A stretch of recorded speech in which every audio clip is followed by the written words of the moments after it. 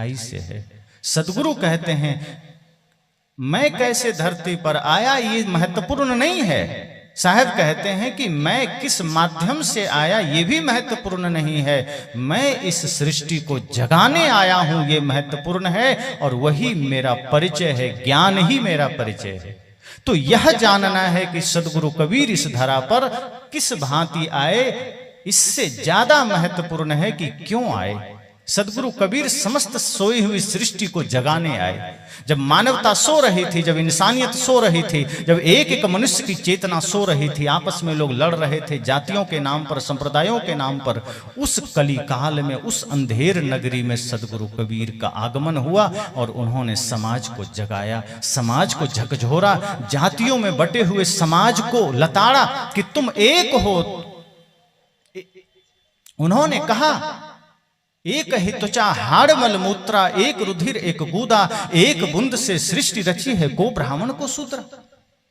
उन्होंने कहा कि तुम ऊंचा नीचा के भेद में पड़े हो, बड़े छोटे के भेद में पड़े हो, गरीब और अमीर के भेद में पड़े हो, ब्राह्मण और शूद्र के भेद में पड़े हो। सदगुरु कहते हैं जन्म सबका समान हुआ, कोई अंतर नहीं है। कारी पियरी दुहो गाई, ताकर दूध देहु बिलगाई। साहब कहते हैं कि काली पीली गाय का, सफेद गाय का दूध दूह लो और कहीं बाहर में रख दो, कोई बता पाएगा कि ये दूध काली गाय का है कि सफेद गाय का है। साहब कहते इसी तरह सबके त्वचा में वही है, खून लाल है, हड्डी वही सफेद है, मांस वैसा ही है। फिर तुम कैसे कोई कहते हो कि ब्राह्मण हो गया, कोई शूद्र हो गया। व्यक्ति कर्म से ऊंचा बनता है, कर्म से नीच बनता है। कर्म बढ़िया हो तो एक इंसान भगवान बन जाता है, कर्म खराब हो तो वही एक इंसान शैतान बन जाता है। कर्म बढ़िया हुआ तो मुसलमान समाज में जन्म लेने वाले अब्दुल कलाम हमारे लिए मसीहा बन गए, और कर्म घटिया हो गया तो लादेन जूता खाया, मार खाया, मारा भी गया, कसाब पकड़ाया, फांसी हुई। वही समाज में जन्म लेकर के अब्दुल हमीद नाम रोशन कर गए। इसी हिंदू समाज में कितने ऐसे लोग हैं जन्म लेकर के, इसी सिख समाज में जन्म लेकर के, इसी जैन बौद्ध समाज में जन्म लेकर के, इसी ईसाई समाज में जन्म लेकर के कितने लोग श्रेष्ठ हो गए और कुछ लोग अपने कर्म से नीच हो गए। साहब कहते हैं जाति से कोई बड़ा थोड़े हुआ, आदमी अपने कर्म से बड़ा होता है, कर्म से नीच होता है। अगर कोई मांस खाता है, मदिरा पीता है, नशा करता है, किसी भी प्रकार का दुर्व्यसन करता है, कोई अपने भाई के साथ धोखा करता है, माता पिता गुरु का अनादर करता है, फिर उसे हम राक्षस कह सकते हैं, फिर वो बड़ा नहीं है, चाहे मैं जन्म लिया हो किसी भी संप्रदाय का हो। लेकिन अगर किसी के जीवन में शुद्ध शाकाहार है, कोई वैष्णव जीवन जीता है, माता पिता गुरु का सम्मान करता है, राष्ट्र का सम्मान करता है, मित्र के साथ निश्चल व्यवहार करता है, अपने परिवार के साथ मैत्रीपूर्ण व्यवहार करता है, तो समझना फिर वो देवतुल्य है, वही इंसान कहलाने योग्य है। कोई व्यक्ति ऊंचे कुल के कारण बड़ा नहीं होता, अपने कर्म से बड़ा होता है। जिसका कर्म महान है वो बड़ा हो गया, जिसका कर्म नीचा है, उसके हाथ का पानी मत पीना। मान लो कोई मांसाहारी आदमी है, उसके हाथ का पानी मत पीना, लेकिन यह सोच करके कोई नीचे कुल का है उसका पानी नहीं पिएंगे। साहब कहते हैं फिर ये तुम्हारी बिगड़ी हुई मानसिकता का परिचय होगा। अगर कोई व्यक्ति वैष्णव है, कोई धर्म परायण है, वो किसी भी जाति का हो, फिर उसके हाथ का जल पी सकते हो, उसके हाथ का भोजन कर सकते हो, और सौभाग्य समझना कि किसी भक्त, किसी संत के हाथ का भोजन तुम्हें मिल रहा है, वो चाहे किसी जाति का हो। लेकिन कोई अपने आप को ऊंचे कुल का कहता है, वो मांस खाने वाला है, फिर वहां बैठना भी पाप है, पानी पीना भी पाप है। तो सदगुरु कबीर ने जाति के आधार पर नहीं, कर्म के आधार पर ऊंचा और नीचा माना। तो सदगुरु कबीर ये नहीं कहते कि हाँ तुम या कबीरपंथी हो गए तो तुम बड़े हो गए। अगर आपका कर्म ऊंचा है तो आप बड़े हैं, आपका कर्म नीचा है तो आप छोटे हैं। फिर ये आया कि बड़ा कौन है, ये प्रश्न भी आया। मैंने अभी ही कहा कि जिसका कर्म बड़ा है वही बड़ा है। ज्ञान जिसके पास है और रहनी नहीं है, फिर वो बड़ा नहीं है। मान लीजिए हमारे पास जानकारी बहुत है और आचरण में नहीं है, तो हम बड़ा थोड़े हो गए। बड़ा होने का पहला प्रमाण है छोटा हो जाना। बड़ा होने की पहली शर्त है छोटा बन जाना, और इसका उदाहरण भगवान श्री कृष्ण ने दिया था। लेकिन हम उसे नहीं पढ़ते हैं। वो रास किए थे लोग, इसको पढ़ते हैं। वो डांडिया खेले थे, इसको पढ़ते हैं। वो नाच किए थे, वो पढ़ते हैं। जबकि ये सब उनके साथ व्यर्थ में जोड़ा गया है। ना कृष्ण ने कभी रास किया है, ना डांडिया खेले हैं, ना नाच किए। कृष्ण परम योगी हैं। उनकी छवि को भी कुछ पाखंडियों ने खराब कर दिया।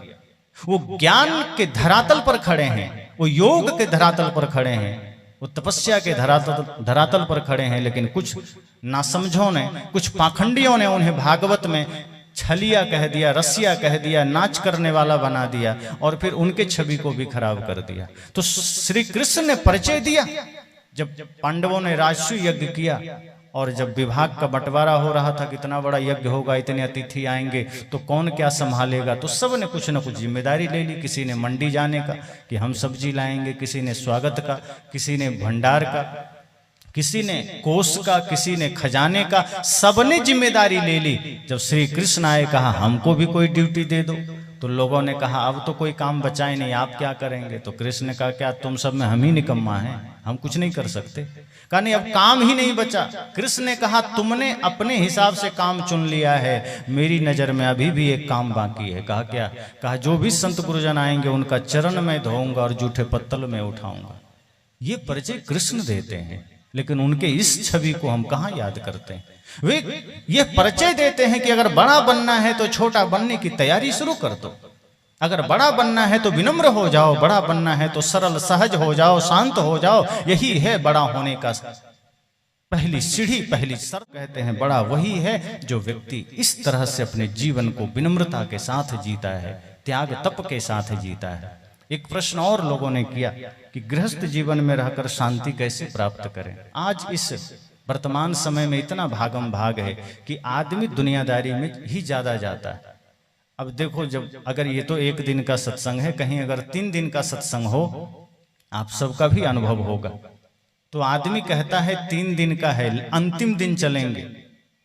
पहला दूसरा दिन कौन जाता है, तीसरे दिन चलेंगे। मतलब साफ है कि हमने सत्संग को दूसरे तीसरे नंबर पर रखा। लेकिन यही घोषणा हो जाए कि सरकार के तरफ से कहीं राशन बंट रहा है, तब आदमी कहेगा कि हम 5वें दिन जाएंगे। पहले ही दिन चलते हैं, पता नहीं दूसरे दिन खत्म हो जाए, पहले दिन पहुंच जाएंगे राशन लेने। मतलब हमने भौतिक चीजों को पहले नंबर पर रखा है, हम पहले ही चले जाएंगे। पर जहां ज्ञान बंट रहा हो, जहां भवबंधन से कटने का सूत्र बंट रहा हो, जहां अमृत होने का सूत्र बंट रहा हो, हम उसे दूसरे नंबर पर टाल दे कि चलेंगे कल परसों। पर सोचो साथ क्या जाएगा। आपने भौतिक धन इकट्ठा कर लिया, जरूरी है करिए, लेकिन ये भी तो सोचो कि साथ जाएगा क्या। मान लो आपने बढ़िया घर बनाया, ठीक है, शरीर के लिए उपयोगी है, बनाइए। बढ़िया गाड़ी खरीदी, बढ़िया कपड़े खरीदिए, सब कुछ बढ़िया रखिए। सदगुरु कबीर ये नहीं कहते कि घर है तो घर छोड़ के झोपड़ी में आ जाओ। आपको नहीं कहते सड़क पर रहने शुरू कर दो, कि बढ़िया कपड़ा है तो इसमें गोबर लगा लो, ये भी साहब नहीं कहते। वे कहते कपड़ा भी बढ़िया पहनो, गाड़ी भी बढ़िया रखो, घर भी बढ़िया बनाओ, धन कमाओ, लेकिन यह ध्यान रखना कि ये किस लिए और कब तक। वह धन भी तो कमाना है जो साथ जाएगा। ये तो साथ जाएगा नहीं, ये तो शरीर के साधन के लिए है, शरीर की व्यवस्था के लिए है, और शरीर यहीं रह जाएगा। तो वह धन हमने कमाया क्या जो साथ जाएगा।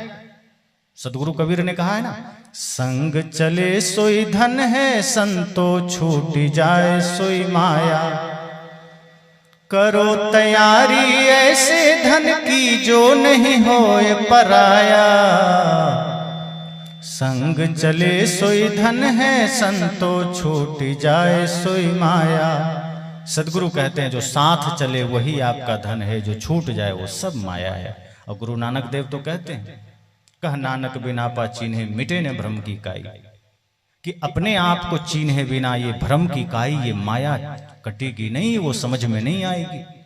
और तुलसीदास जी कहते हैं, गो गोचर लग जह मन जाई, सो सब माया जाने भाई। इन आंखों से, कानों से, अर्थात समस्त इंद्रियों से जितना तुम जगत को जान देख सकते हो, ये सब माया ही तो है, और ये सब साथ नहीं जाएंगे। इसका सदुपयोग करना। अगर धन है तो ये सोचना कि ये धन हमारा धर्म का कारण बन सके। अगर शरीर में बल है तो ये समझना हमारा बल किसी निर्बल का सहारा बन सके। अगर आपके पास ज्ञान है तो समझना किसी अज्ञानी का सहारा बन सके। लेकिन हमारा धन किसी निर्धन का सहारा नहीं बनता, बल्कि हमारा धन किसी को सताने में काम आता है। हमारा बल किसी निर्बल का सहारा नहीं बनता, बल्कि हमारा बल किसी निर्बल को सताने में काम आता है। अगर आपका धन गलत जगह लग रहा है, आपका धन गलत मार्ग में आपको ले जा रहा है, तो समझना वो धन धर्म का नहीं अधर्म का कारण बन गया। सद्गुरु कहते हैं धन रखना बुरा नहीं है, धन का दुरुपयोग कर रहे हो तो ये बुरा है। इसलिए अगर गृहस्थ जीवन में जीते हैं तो पहली शर्त यह है, जान लेना कि ये जीवन थोड़ा है, एक दिन यहां से सब कुछ छोड़कर जाना है। और जब सब कुछ छूटना है, मतलब सब कुछ, ये शरीर, ऐसा नहीं कि सिर्फ घर छूटेगा, ऐसा नहीं कि सिर्फ धन छूटेगा, पद छूटेगा, रूप छूटेगा, ये तन भी छूटेगा, जिस तन पर हमें सबसे ज्यादा घमंड है, अभिमान है। सद्गुरु कहते हैं जब यह तन भी छूटेगा तो फिर इसके लिए तो तुमने प्रयास किया, पर जो नहीं छूटेगा उसके लिए कुछ प्रयास किया क्या? जो साथ जाएगा उसके लिए कुछ प्रयास किया क्या? जो साथ चल सकता है उसके लिए कुछ श्रम किया क्या? नहीं किया। और साथ क्या जाएगा? सद्गुरु कहते हैं भक्ति साथ जाएगी, प्रेम साथ जाएगा, सत्य साथ जाएगा, धर्म साथ जाएगा। धर्म मतलब जो भी हम पुण्य कर जाते हैं, किसी भूखे को भोजन, प्यासे को पानी, माता पिता गुरु की सेवा, निष्काम भाव से जीवन यापन, और जब पूर्ण निर्मलता के साथ हम। आप लोग इस वीडियो में बने रहिए और इस वीडियो को पूरा लास्ट तक देखिए।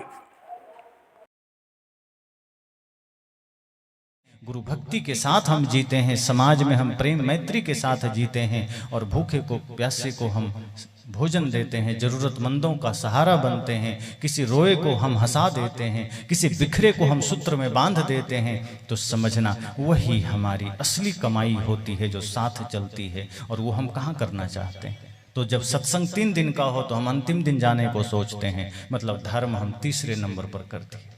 जो हमारे साथ चलेगा, जो हमारे साथ हमें सुख देगा, शांति देगा, उसे हमने तीसरे नंबर पर डाल दिया। तो गृहस्थ जीवन में सुख से जीना है तो ये समझ जाना कि जीवन एक समय धीरे धीरे मृत्यु के करीब जा रहा है।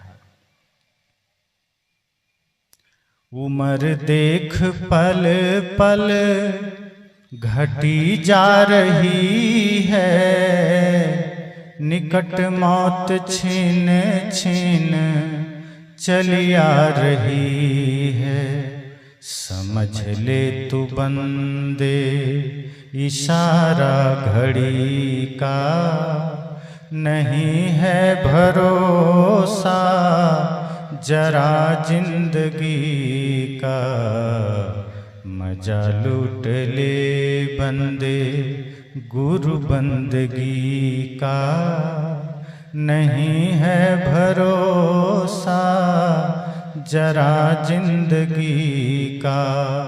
कहा ये समय निकट है, मृत्यु पास आ रही है, पल पल पास आ रही है। हम किस गफलत में हैं? तो गृहस्थ जीवन में भी अगर शांति से जीना है तो सजग हो जाओ कि एक दिन तो जाना है। तो हम धर्म का भी काम करें, परमार्थ का भी काम करें। सुबह शाम तक धन कमाइए तो धर्म भी कमाइए। सुबह शाम तक अगर अपनों को लिए जीते हैं तो कुछ जरूरतमंदों के लिए भी जिएं, कुछ प्राणी मात्र की सेवा का भी भाव रखें। और जब पूर्ण निर्मल निष्काम भाव से हम समाज राष्ट्र के लिए जीने लगते हैं तो हमें शांति मिलने लगती है। जब हम दूसरों के शांति का कारण बनते हैं, जब हम दूसरों के जीवन में स्थिरता का कारण बनते हैं तो हमारे जीवन में भी शांति घटित हो जाती है। तो इस तरह से संतों ने हमें बड़े ही भाव से, बड़े ही सहजता से हमारे जीवन को सजाया है, संवारा है, बड़ा ही मार्गदर्शन किया है। और जब इस तरह से संत गुरुजन हमारा मार्गदर्शन करते हैं तो हमारा जीवन, हमारा जीने का ढंग बड़ा सरल हो जाता है। तो ये जो प्रकाशोत्सव है, ये जो एक बहुत ही बेहतर हम सबको अवसर मिला है। जैसे कोई बिजनेसमैन होता है ना, तो शाम को अपने व्यापार की समीक्षा करता है कि आज हमने क्या कमाया, क्या पाया, कितना घाटा लगा। सदगुरु कहते हैं जब सत्संग सुनकर के घर जाना तो रात में सोने से पहले अपने अपने जीवन की समीक्षा करना कि हमने अपने जीवन में क्या पाया, क्या खोया, अब तक हमारा जीवन क्या है, किस दिशा में जा रहा है। और जब आप समीक्षा करोगे, ज्ञान के दर्पण में स्वयं को देखना चाहोगे तो पता चलेगा कि भयंकर दाग हमने लगा लिए, कहीं काम के, कहीं क्रोध के, कहीं लोभ के, कहीं हिंसा के, कहीं छल, कहीं कपट के दाग हमने लगाए हैं। उन दागों को मिटा करके जब जिएंगे तब जीवन का असली विजय होगा, तब जीवन की असली जीत होगी। तो सदगुरु कबीर के इस प्रकाशोत्सव पर हम सबको यह कठिन संकल्प लेना है कि जीवन सिर्फ बाहर से जीने का नाम नहीं है कि बस जी रहे हैं। सुबह उठे कैसे कमाना है, रात में उसी चिंता में सो गए, बढ़िया से नींद भी नहीं, फिर कमाना खाना तो है ही, शरीर को भोजन ही तो देना है, शरीर को थोड़ा सा कपड़ा ही तो देना है, आवास ही तो देना है। इसके लिए इतना परेशान क्यों होना? परेशान अगर होना तो उसके लिए कि समय निकलता जा रहा है और हमने धर्म की कमाई नहीं की, हमने पुण्य नहीं कमाया। मैं अक्सर एक कहानी सुनाता हूं मीराबाई की, कि जब मीराबाई घर में थी तो राजा की पुत्री थी। राजा घर में शादी हुई, सोना चांदी हीरे जवाहरात की कोई कमी नहीं थी, हाथी घोड़े की कमी नहीं थी, दास दासियों की कमी नहीं थी, रेशमी वस्त्र की कमी नहीं थी, सब कुछ था। लेकिन पीड़ा थी मन में, सुख नहीं था। धन था पर धर्म नहीं था, धन था पर भक्ति नहीं थी, अर्थात जीवन में शांति नहीं थी। जब गुरु का संग मिला, और गुरु भी ऐसा किया कि जो एकदम साफ फक्कड़ गुरु रविदास को उन्होंने चुना, ऐसे महान निर्मल फक्कड़ संत को उन्होंने सीधे कह दिया कि ये बाहर तुम जिस माया में अटके हो, ये इसमें सुख है ही नहीं, इसमें शांति है ही नहीं। और जब गुरु रविदास के इन वचनों को उन्होंने सुना तो फकीरी धारण कर लिया, छोड़ दिया सब कुछ। और जब सब छोड़ दिया तब जानते उन्होंने क्या कहा? पायो जी मैंने राम रतन धन पायो। ये बात गौर करना, जब तक घर में थी तब नहीं कहा, जब सोना चांदी पास में था तब नहीं कहा, हाथी घोड़े पास में थे तब नहीं कहा, जब सब छोड़ दिया तब कहा पायो जी मैंने राम रतन धन पायो। मतलब जब था तब तो नहीं पाया। जिसे आप धन समझते हैं वो उनके पास था, तब उन्होंने कहा कि नहीं मुझे कुछ नहीं, मेरे पास, मैं तो गरीब हूं, मैं तो दरिद्र हूं, मैं तो बिल्कुल अकिंचन हूं, कुछ नहीं मेरे पास। गुरु ने कहा सब छोड़ दो, जो कुछ भी बाहर से तुमने ओढ़ रखा है, जो कुछ भी बाहर से तुमने समेट रखा है, छोड़ दो। छोड़ दिया उन्होंने। तब पता चला कि अब हमें वो धन मिल गया जो कभी कोई लूट नहीं सकता है, कोई बांट नहीं सकता। तब क्या कहा? पायो जी मैंने राम रतन धन पायो। कहां से पायो? वस्तु अमोलक दी मेरे सतगुरु, कृपा करी अपनायो। पायो जी मैंने राम रतन धन पायो। कहा सदगुरु ने वो धन दिया है, संसार नहीं दिया। संसार तो जो धन दिया वो छूटने वाला था, मुझे समझ में आ गया कि एक दिन छूट जाएगा। लेकिन जो धन गुरु ने दिया है, जो धन हमें सदगुरु से मिला है, क्या कहा? खर्चे न खोटे कोई चोर न लूटे, दिन दिन बढ़त सवायो। पायो जी मैंने राम रतन धन पायो। कहा ये धन ऐसा है कि खर्च भी नहीं होगा, ये धन मिटेगा भी नहीं। जितना बांटो ये उतना बढ़ता जाएगा, दिन दिन बढ़त सवायो। ये तो प्रेम का धन है, राम का धन है, गुरु के ज्ञान का धन है, सत्य का धन है। ये जितना बांटो उतना बढ़ेगा, उतना हृदय विशाल होगा, उतना जीवन विराट बनेगा। और मैंने अब उसी धन को पाया है। बाहर का धन अगर आपके पास है, कितना भी सुरक्षा में रखो, चोर नहीं चुरा सकता। ठीक है, आपके पास बढ़िया लॉकर होगा, फिंगरप्रिंट वाला लॉकर आप रखे होंगे, चोर नहीं चुरा सकता है, तोड़ नहीं सकता है। पर बेटा तो बांट लेगा, एक तो बेटा तो ले लेगा ना, कि साथ ले जाओगे? है कोई उपाय? कफन में कोई जेब है ले जाने का? छूट गया कि नहीं? चोर नहीं लूटा, बेटा तो ले लिया, बांट लिया, परिवार ने बांट लिया। और बेटा भी नहीं तो सरकार का हो जाएगा, बैंक में रखा रखा। पर ज्ञान का धन अगर आपने कमा लिया है, भक्ति का धन आपने कमा लिया है, तो कोई उपाय है कि कोई दूसरा आपसे ले ले? बल्कि आप जितना बांटोगे वो बढ़ता जाएगा, दिन दिन बढ़त सवायो। पायो जी मैंने राम रतन धन पायो। सदगुरु कबीर यही तो कहते कि इस धन को कमाओ, ये साथ जाएगा। शरीर के लिए इतने पाप मत कर देना कि फिर तुम उस पाप को धोते धोते ही कई जिंदगियां बर्बाद कर दो। शरीर को खाने के लिए, शरीर के पहनने के लिए इतने पाप मत कर देना कि फिर जन्म जन्म लग जाए उस पाप को धोने में। शरीर के लिए व्यवस्था करनी है, ईमानदारी से कर लेना, क्योंकि ये सदा रहने वाला नहीं है। पर तुम तो इतने समर्पित हो जाते हो, इतने लीन हो जाते हो कि इसके सिवा कुछ और है ही नहीं। धर्म जाए भाड़ में, भक्ति जाए किनारे, कोई लेना देना नहीं, हमें तो बिजनेस करना है। अरे करो, साहब रोकते थोड़े, वे तो कहते हैं बिजनेस करो, बढ़िया से करो, ईमानदारी से करो, निष्ठा से करो, खूब कमाओ, लेकिन ये समझो कि जो कुछ भी तुम्हारे पास है भीतर या बाहर, सबको धर्म का कारण बना लो, सबको धर्म का माध्यम बना लो।